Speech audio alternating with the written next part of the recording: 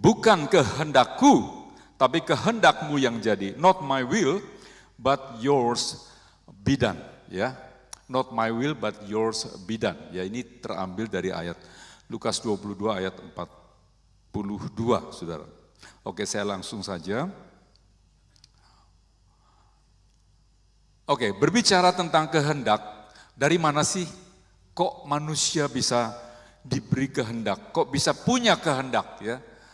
Tentu ada asalnya, saudara, nggak mungkin tanpa asal gitu ya, ada asalnya ya. Kejadian 1:26,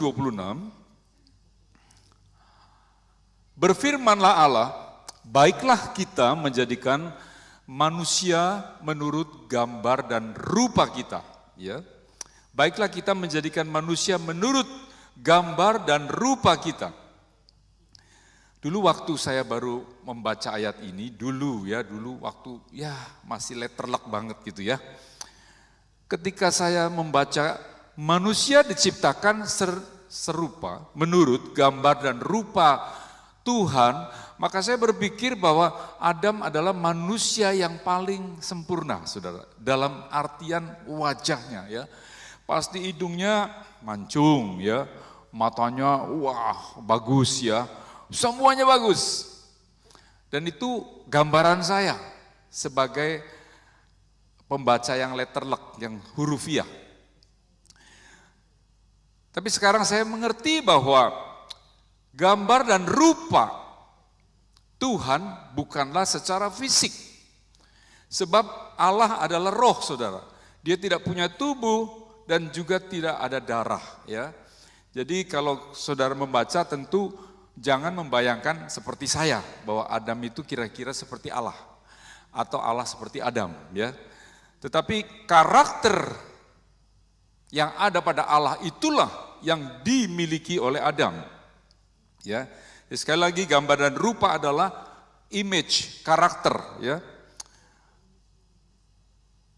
Salah satu karakter Allah, sifat Allah yang dipunyai oleh Allah adalah kehendak, saudara. Ya. Ketika Allah menciptakan segala-galanya, dimulai dari kehendak Allah. Ya, tanpa kehendak tidak mungkin dia melakukan penciptaan. Ya, jadi Allah punya kehendak. Itu sebabnya saudara dan saya diberi kehendak, saudara. Ya, karena kita serupa dengan gambar Allah. Ya, jadi asal muasalnya adalah kehendak dari image-nya Allah. Ya. Bahasa Indonesianya kehendak adalah, kita tahu bahwa kehendak itu kemauan, keinginan, atau hasrat yang kuat untuk melakukan sesuatu. Ya, saya lanjut. Kita mengenal kehendak bebas, saudara. Setiap manusia punya kehendak bebas. Ya. Kehendak bebas di sini ada 3 area.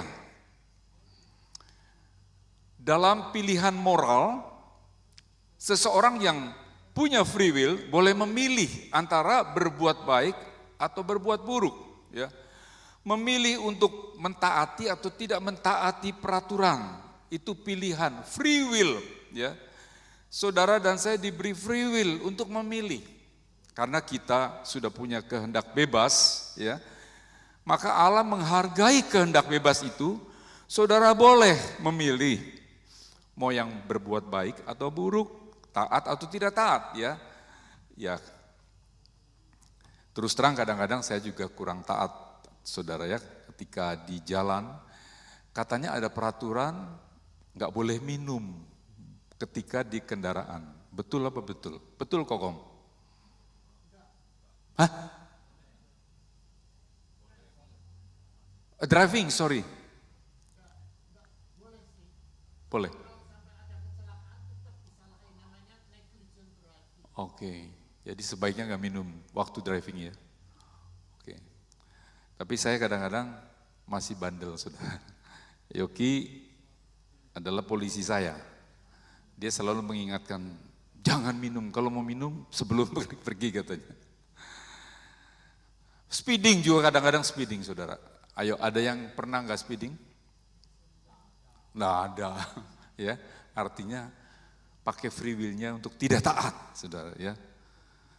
Oke, kemudian ada area ambisi dan cita-cita. Tuhan memberikan free will untuk saudara memilih tujuan hidup saudara. Saudara memilih sekolah apa silakan, ya. Tuhan tidak atur saudara. Saudara boleh memilih pendidikan apa. Saudara boleh memilih karir. Saudara boleh memilih kaya atau miskin. Ya, apa ada yang memilih miskin enggak ya? Ada? Waduh, enggak ada. Yang pilih kaya? Wah, malu-malu sama Tuhan. Ada enggak? Kaya di surga. Wah, ini kaya. Kalau istri saya kaya surga dan dunia. Miskin di sini, tapi ternyata kaya juga. Ya kayaknya sih nggak mungkin ya orang pilih miskin ya. Kecuali rada-rada saudara ya. Oke, kemudian tentang hubungan dengan Tuhan, manusia juga punya free will. Apakah mau mengasihi Tuhan atau membenci Tuhan? Ya, buktinya memang ada manusia yang mengasihi Tuhan dan ada yang membenci Tuhan.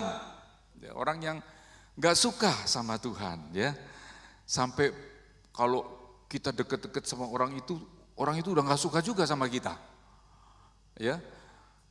Pasti kalau saudara pernah mengalami melayani orang yang nggak suka sama Tuhan, begitu deket aja rasanya panas, saudara, ya, rasanya ingin menjauh.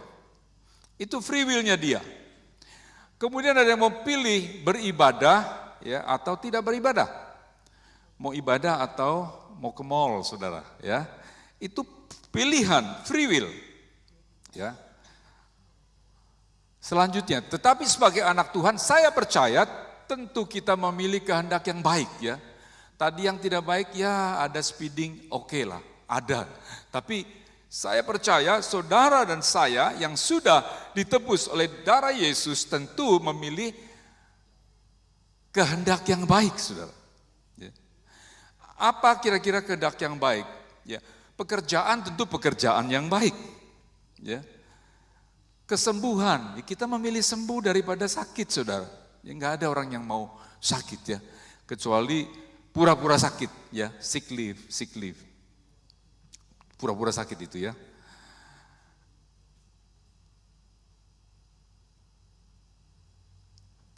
Walaupun kehendak yang baik itu baik, ya, dan tidak termasuk tergolong pada yang Yakobus 4 ayat 3 katakan bahwa yang baik itu tidak memuaskan nafsu kita, artinya bukan untuk daging kita. Baik, semuanya baik.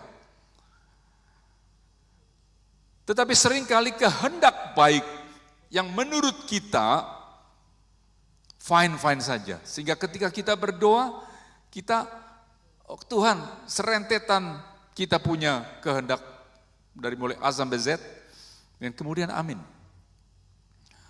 Jarang doa yang mengemukakan atau mendoakan kehendak baik diakhiri dengan biarlah kehendakmu yang jadi. Kecuali saudara, kecuali ada kehendak yang sangat besar, ya, ingin menikah misalnya dengan si A. Ya tentu didoakan, minta tanda. Ya, ada yang pernah minta tanda. Saya mau minta tanda. Kalau siang hari ada geledek, itu tandanya dia jodoh saya. Ternyata dijawab Tuhan. Ada geledek di siang hari. Enggak hujan, enggak apa, geledeknya ada, saudara. Orang itu kaget dan akhirnya menikahlah. Tapi kalau yang biasa-biasa, saudara, yang gampang-gampang, yang murah-murah, gak terlalu mahal, gak terlalu penting, jarang orang berdoa, Tuhan, biarlah kehendakmu yang jadi. Rasanya jarang.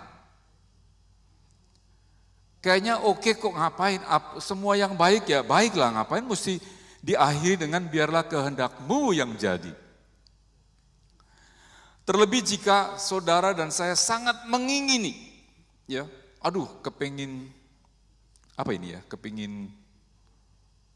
beli mobil misalnya, sangat kepingin beli mobil. Rasanya, ini Tuhan pasti izinkan. Dimasuk-masukin di Alkitab, dirohani-rohanikan. Ya kan, kalau mobil bagus kan bisa untuk pelayanan, nggak mengganggu, sedikit-sedikit macet, mogok. Terus kan bisa memuliakan Tuhan dong kalau mobilnya bagus. Masa mobilnya butut kayak mobil kita? Mobil kita udah paling tua tahun 2003 ya. 2003 saudara. Terus tahun 2006 kalau nggak salah.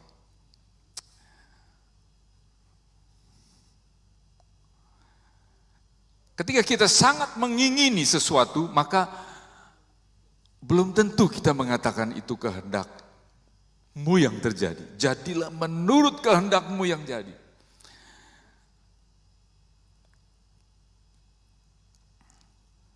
Kita mau melihat satu contoh yang luar biasa,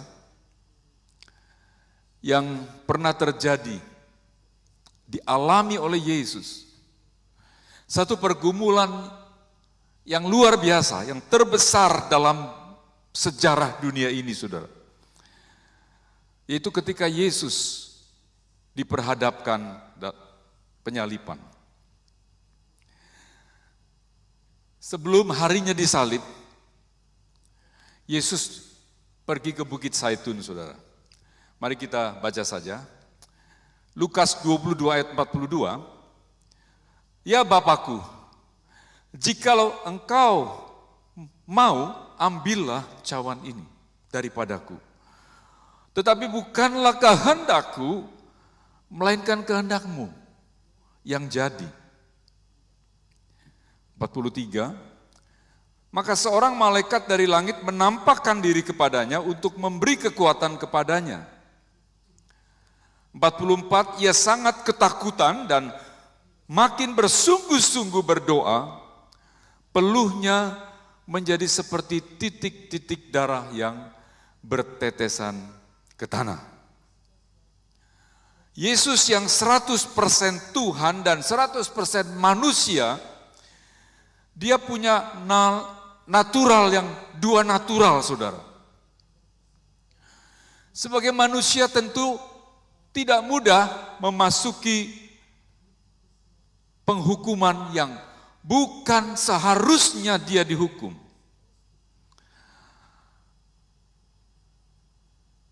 Sebagai manusia, dia merasa nggak fair, saudara. Dia harus mengalami dipermalukan, bahkan digantung seperti seorang penjahat. Dia nggak bisa. Sebagai natur Tuhan, apalagi saudara. Tuhan adalah Tuhan yang Maha Kudus. Tidak ada dosa sedikit pun, saudara. Tapi pada saat penyalipan, dia dijadikan berdosa untuk menanggung dosa saudara dan saya. Dijadikan berdosa itu bukan gampang-gampang amat, saudara.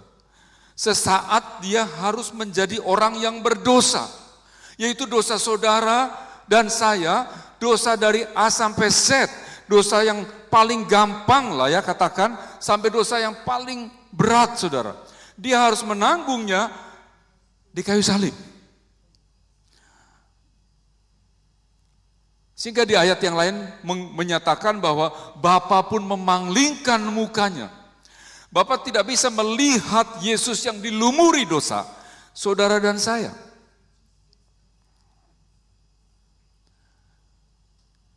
Dua hal yang membuat Yesus berdoa.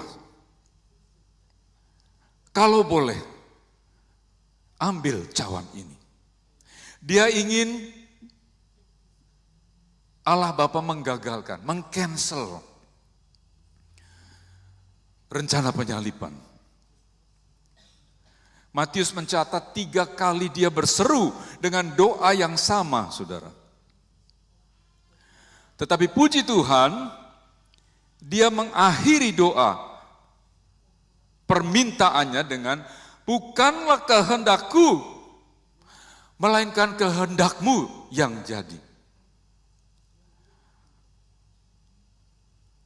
Dan ini bukan main-main, saudara. Dikatakan peluhnya menjadi seperti titik-titik darah yang bertetesan ke tanah. Ketika saya membaca dulu, saudara ya, wah ini bahasa hiperbola, bahasa yang diekstrimkan seolah-olah seperti darah yang mengucur. Keringatnya, saudara. Tapi beberapa tahun lalu, saudara, saya mendengar, saudara, ada seorang ibu yang melahirkan, saya kurang jelas, mungkin Yoki ingat, melahirkan atau dia sakit di rumah sakit. Keadaannya begitu sangat mengkhawatirkan dan dia sangat takut dengan keadaan itu. Dan dia cerita sampai dia mengeluarkan titik-titik darah. Jadi pembuluh darahnya itu pecah, saudara, saking begitu stresnya. Dari situ saya menyadari, oh ternyata ini bukan bahasa hiperbola. Ini adalah satu kenyataan bahwa Yesus begitu bergumul dengan kehendak yang ingin dilewatkan, saudara. Peluhnya seperti titik-titik darah yang bertetesan ke tanah. Pembuluh darahnya pecah. Manusia Yesus gak tahan, saudara, untuk mengalami pergumulan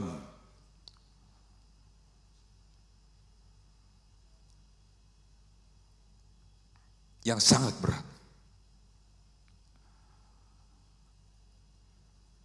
Lalu apa yang kita bisa pelajari tentang bukan kehendakku, tapi kehendakmu yang jadi? Seringkali kita mengeluarkan kalimat ini dengan latah saja, saudara ya. Ya kalau Tuhan izinkan gitu. Kadang-kadang tanpa makna, saudara. Kadang-kadang asal mau basa-basi lah. Ya kalau Tuhan izinkan. Ya kalau Tuhan kehendaki. Kadang-kadang hanya sekedar ngomong, saudara. Tetapi tentu ada makna yang dalam, saudara. Bukan kehendakku, tapi kehendakmu yang jadi. Dan ini yang kita akan pelajari sore hari ini, saudara.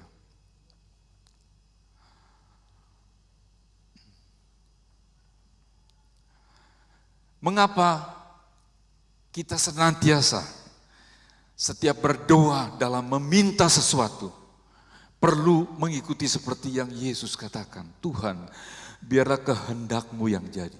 Sekalipun mungkin hal yang gampang, saudara.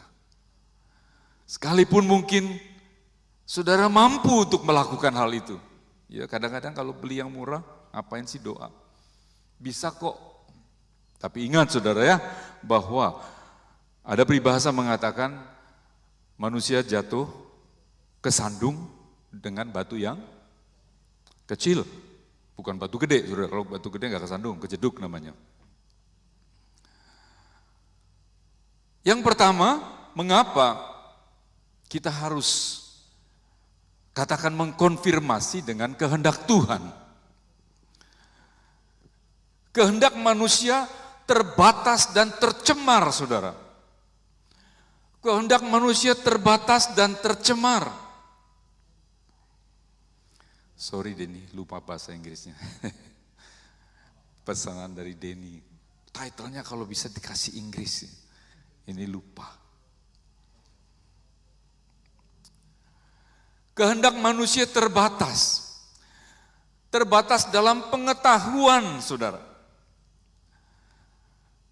Manusia hanya melihat sesuatu yang sepotong saja dari rencana Allah yang besar, dan hanya yang terlihat baik, menurut pandangan kita. Tapi sesungguhnya Roma 11 ayat 30 dia mengatakan, oh alangkah dalamnya kekayaan, hikmat dan pengetahuan Allah, sungguh tidak terselidiki keputusan-keputusannya dan sungguh tak terselami jalan-jalannya. Rasul Paulus mengatakan tidak ada satupun manusia yang bisa menyelami jalan Allah, keputusan Allah, hikmat dan pengetahuannya. Dikatakan hikmat Allah sedalam lautan, lebih dalam dari lautan, lebih tinggi dari langit, lebih luas dari samudra. Otak saudara yang hanya, ada pendeta katakan segede bapau katanya, tidak mampu memahami kehendak Allah. Tidak mampu saudara. Kita hanya lihatnya sepotong dan permukaan saja, saudara. Saya teringat ketika Samuel disuruh mengurapi Daud, ya, anak Isai. Ketika Samuel datang ke rumah Isai, panggil anakmu, aku ingin mengurapinya. Ini perintah Tuhan, karena Saul waktu itu sudah gagal untuk menjadi raja di Raja Israel, maka Tuhan menggantikan Daud. Dari mulai yang pertama, Samuel katakan, oh ini kali, tampangnya keren, perawakannya gagah, cocok ini buat pengganti Saul. Tapi Tuhan bukan ini. Dari yang pertama, kedua, ketiga, sampai selesai anak-anak Isai, tidak ada satupun yang dipilih Allah, saudara. Sampai Samuel kebingungan dan menanyakan, adakah lagi anakmu yang lain? Lalu Isai menjawab, ada. Tapi dia masih muda, pipinya kemerah-merahan, dan dia hanya tukang angon domba. Panggil dia. Setelah Daud datang, Tuhan bilang, ini dia, that's him, ini dia. Samuel hanya bisa melihat tampang daripada anak-anak yang lain. Tapi Allah melihat lebih dalam lagi, saudara. Dan akhirnya Daud punya status raja besar Israel, saudara. Banyak kali kita hanya melihat permukaan, melihat dengan pikiran yang cetek, saudara. Dan memutuskan dengan pikiran yang seperti itu.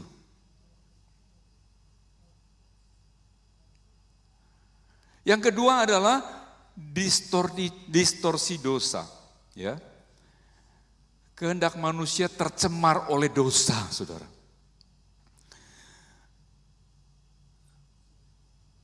Yakobus 4 ayat 3 mengatakan, bagian B saja saudara. Sebab yang kamu minta itu hendak kamu habiskan untuk memuaskan hawa nafsumu.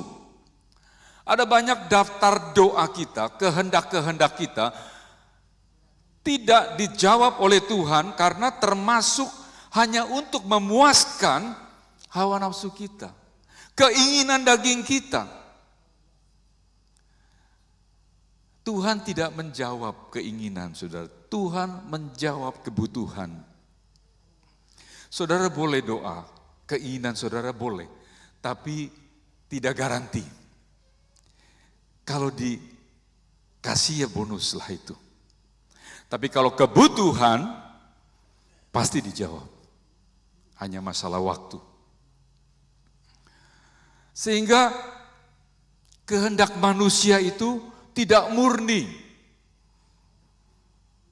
perlu diakhiri dengan biarlah kehendakmu Tuhan yang jadi. Kita perlu mengkalibrasi kehendak kita dengan kehendak Allah. Berikutnya saudara,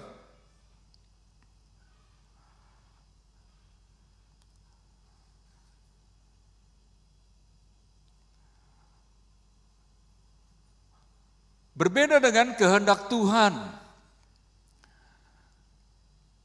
Sudah pasti kehendak Tuhan adalah sempurna. Kehendak Tuhan pasti baik. Dan kehendak Tuhan pasti berkenan di hati saudara dan saya.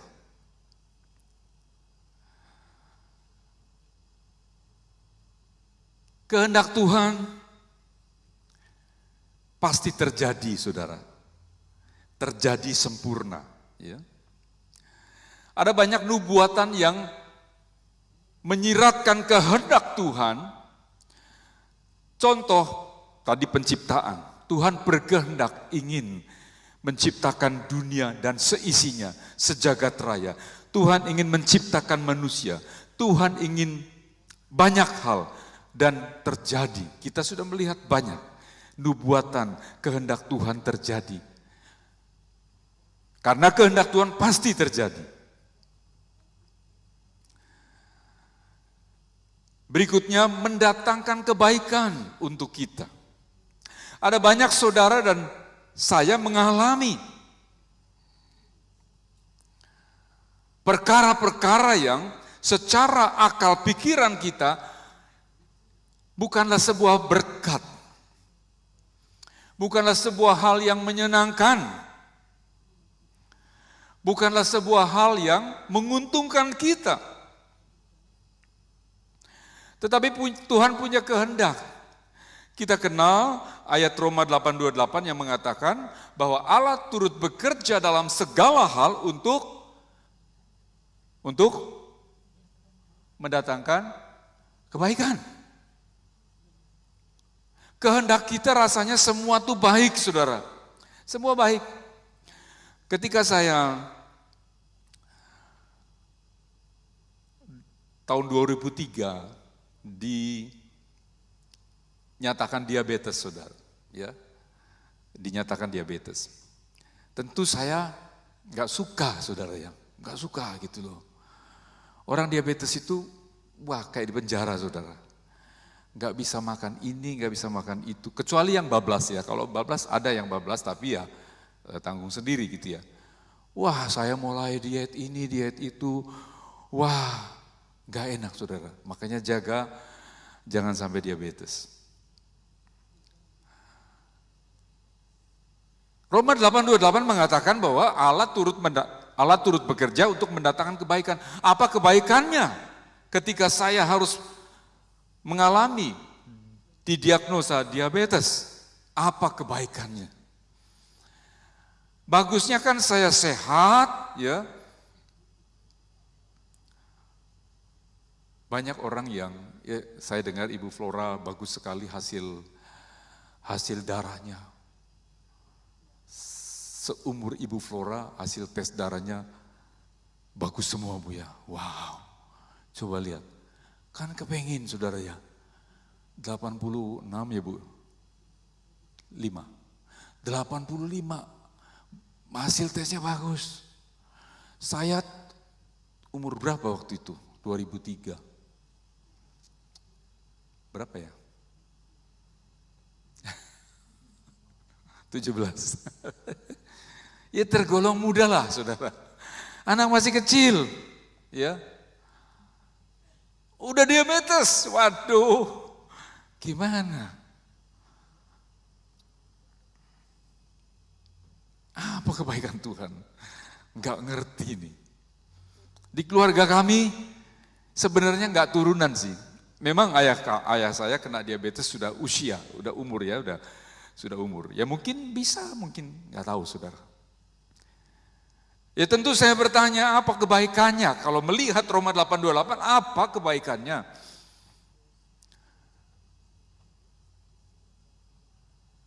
Roma 8:28 mengawali dengan, tetapi sekarang saya tahu. Tetapi sekarang saya tahu. Pada akhirnya saya mengerti, saudara. Ketika saya diizinkan mengalami diabetes.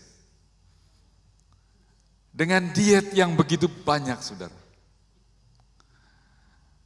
Saya boleh dipelihara Tuhan. Yoki saksinya, dulu kalau saya makan daging dan makan ayam 1 geluntung, saudara. Makannya banyak, berat saya dulu hampir 80 kilo. 76, kadang 76 lebih, saudara. Hampir 80. Setelah kena diabetes, drop, diet, akhirnya sekarang saya hanya 63 dan 64 lah kira-kira. Saya boleh mengatakan bahwa kalau saya tidak diizinkan diabetes, saya tidak akan diet secara baik, saya bisa lebih early dipanggil Tuhan, saudara. Saya dulu gendut, ya, gemuk, dan pasti saya kurang sehat, saudara.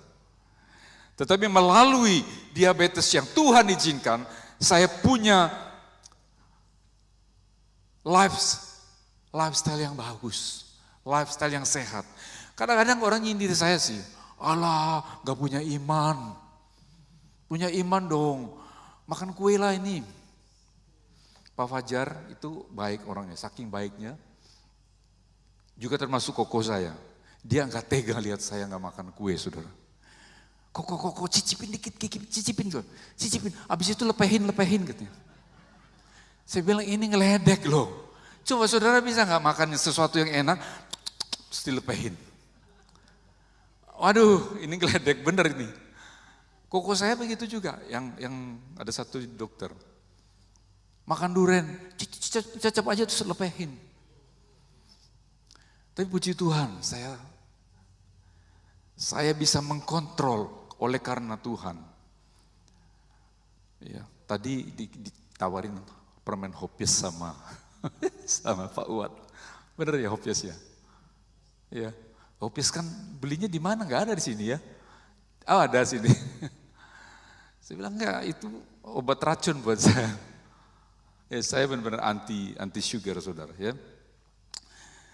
Ada kebaikan yang Tuhan izinkan. Berikutnya adalah rencana Tuhan jauh melebihi dari rencana kita. Seringkali saudara dan saya mengalami apa yang kita pikirkan dan apa yang tidak kita pikirkan dan tidak timbul dalam hati, ya di 1 Korintus 29, diberikan oleh Tuhan. Kita kadang-kadang cuma mikirnya sebatas ini, tapi ternyata Tuhan ingin memberikan lebih dari itu. Ya. Jadilah kehendakmu. Karena kehendak manusia terbatas. Harga yang harus dibayar, saudara. Untuk mengikuti kehendak Tuhan tidak mudah. Banyak orang susah mengikuti kehendak Tuhan sehingga gagal dan lebih mengikuti kehendak sendiri, kehendak daging kita. Karena memang saudara, ada harga yang harus dibayar. Yesus membayar harga. Tadi sudah kita baca, dengan sebuah penderitaan sampai ada malaikat yang dikirim oleh Tuhan untuk menopang, memberi kekuatan.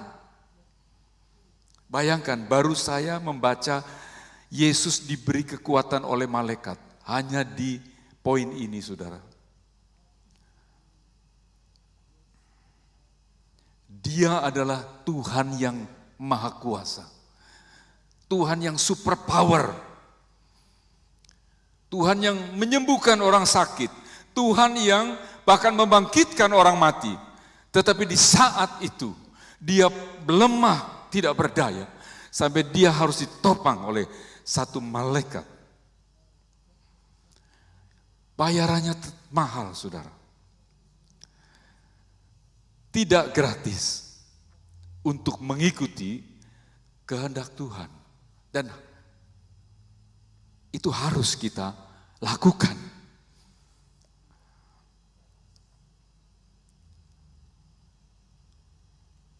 Lalu apa hasilnya ketika kita mengikuti kehendak Tuhan? Hasil dalam mengikuti kehendak Tuhan. Jelas yang pertama adalah melalui kematiannya Yesus menyelamatkan seluruh umat di dunia ini yang percaya kepadanya. Kalau saja Yesus memaksakan kehendaknya, sorry Bapak, aku enggak kuat, tolong cancel saja. Maka saudara dan saya tidak diselamatkan. Saudara dan saya masuk dalam penghukuman. Tetapi karena Yesus mau bayar harga, maka saudara dan saya boleh terima keselamatan.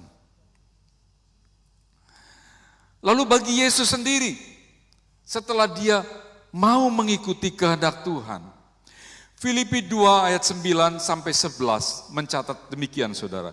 Itulah sebabnya Allah sangat meninggikan dia dan mengaruniakan kepadanya nama di atas segala nama.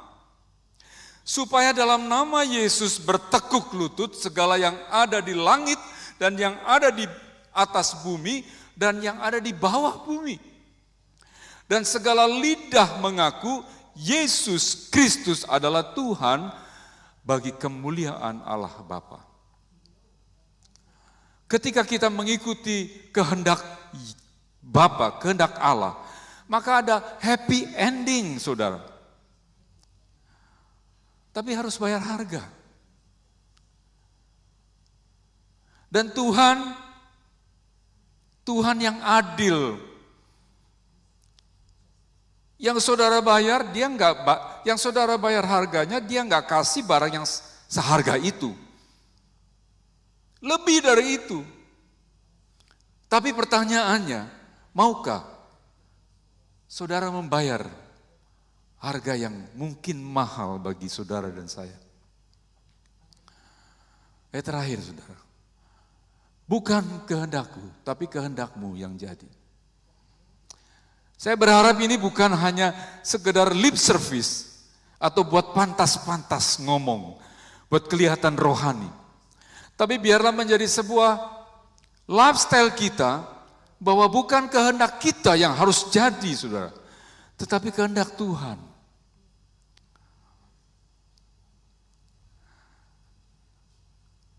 Free will masih ada, saudara masih punya kehendak bebas. Tapi taruhlah free will saudara di bawah kehendak Tuhan. Ya Tuhan gak cabut ya, saudara gak dibikin seperti robot. Ya, saudara tetap bisa menggunakan free will saudara. Tapi untuk amannya taruhlah di bawah kehendak Tuhan. Kita bisa ya pakai kehendak kita, memaksakan kehendak kita. Tapi ada harga yang lebih mahal lagi yang harus kita bayar. Ya. Jadi bagi saya lebih memilih kehendak Tuhan, sekalipun sulit, sekalipun harus membayar dengan segala macam apa yang ada pada kita, yang Tuhan mau bayar, yang Tuhan mau relakan, yang Tuhan mau lepaskan. Mungkin berat saudara, tapi ingat hasil akhirnya. Dan juga ingat, bayar harga kita, resikonya terlalu berat, saudara.